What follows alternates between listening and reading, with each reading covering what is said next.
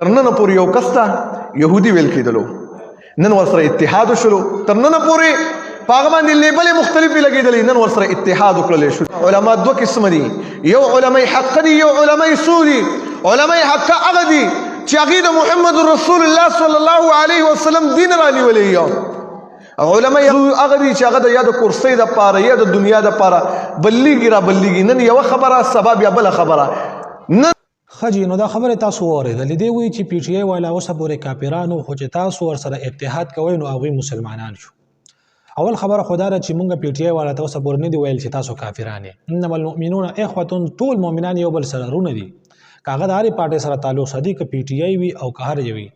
بله خبره دا ده چې تاسو د خلکو د سر کاڼی شو چې پی ټی آی والا اوسه پورې د جے یو آی والا سره اتحاد نه دی شوی. هغوی چې راغلي وو نو هغه د دې لپاره راغلي وو چې زموږ منتخب کرده وزیر اعظم چې کوم دی هغې له تاسو د اعتماد اوټ ورکړئ، د دې لپاره راغلي وو. باقي له اتحاد هېڅ هم نه دي شوي. او که دا دواړه پارټۍ یو ځای شوې نو ډېر ښه کار به وشي او ډېر زبردست کار به وشي، او د دوی دواړو په منځ کې چې را کومې ستغې سپورې خبرې دا ټولې به ختمې شي، نو څه ناڅه د اتفاق لاره به هم روزي.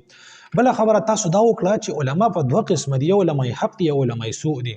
علماء حق تعریف تاسو داسې وکړو چې علماء حق هغه دي چې هغوی قرآن حدیث پړاوي، او علماء سوء هغه دي چې هغه پاټو پسې ګرځي، ډلو پسې ګرځي. داسې اشارې مشارې پکې وکړې. نو ګوره اول خبره خو دا ده چې تاسو ځان ته علماء حق وایي، اول خو ځان ته د علماء حق نسبت وکړو. هغه د یهودو علماو هم ویي موږ علماء حق یو، او ځان ته په خپله باندې نسبتونه کول دا خوشفهمیانې د خلکو وي چې ځان ته په خپله باندې د ښه څیز نسبت کوي او بل ته د غلط څیز نسبت کوي. علماء حق که تاسو ځان ته وایئ نو ستاسو غونډه کې د علماء حقو نه چې کوم دي د علماء سوء بهتر دي. تاسو چې کوم دی کمره کې کېنئ، څلور پنځه مایک هم ځان ته لګولي، کیمره هم لګولي، په سر څادر راواچوئ او د ممبر نه لګیئ یې، کله یو پسې غیبت کوه، کله بل پسې غیبت کوه، پلانکي اته دا کار وکړو، ډنګري اته دا کار وکړو. چېرته ستاسو د خوله نه موږ د قرآن او د حدیث خبره ونرېده چې تاسو د خلکو ته چې کوم دی د اتفاق لاره وښیه، د اتحاد لاره ورته وښیه، د نبي علیه الصلاة والسلام په سنتو باندې راولئ، د نبي علیه الصلاة والسلام سنت ورته بیان کړئ، قرآن احکامات ورته بیان کړئ. خو چې کله هم ممبر ته وخېږي او مایک ته مخامخ شي نو کله یو پسې خبرې کوه، کله بل پسې خبرې کوه، سیده د ممبر نه لګیئ. لکه ته چې وایې ځان ته علماء حق وایې، ته لګیئ د نبي علیه الصلاة والسلام په ممبر باندې ناست یې، د خلکو پسې غیبت یې کوې، کله یو پسې سپکه سپوره وایه، کله بل پسې وایه، کله بل پسې وایه. او دا ته چې د علماء سوء وایې که نه، او ته وایې چې د قرآن حدیث درس کوي، ستر تعریف موافق چې ته علماء سوء هغه نه دي کوم چې د قرآن حدیث درس کوي.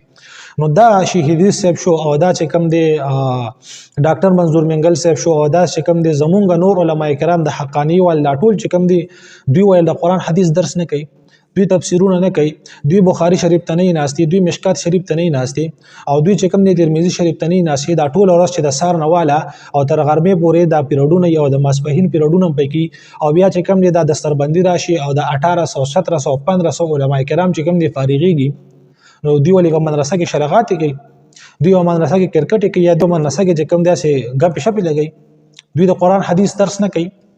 ته څه ته وایې د قرآن حدیث درس څه ته وایې؟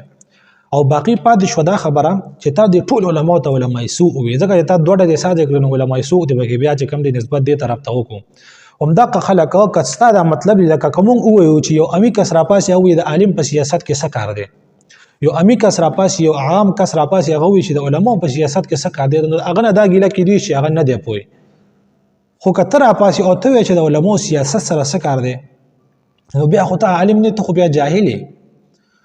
په نن سبا وخت کې ته په خپله باندې سوچ وکړه، چېرته کښېنه چې دا څومره غلط بیلونه پاس کېږي، دا څومره د نبي علیه السلام ګستاخۍ کېږي، دا څومره د قرآن بې حرمتۍ کېږي، دا څومره د صحابه کرام رضوان الله تعالی علیهم اجمعین ګستاخۍ کېږي. د دې لپاره به څوک ودرېږي؟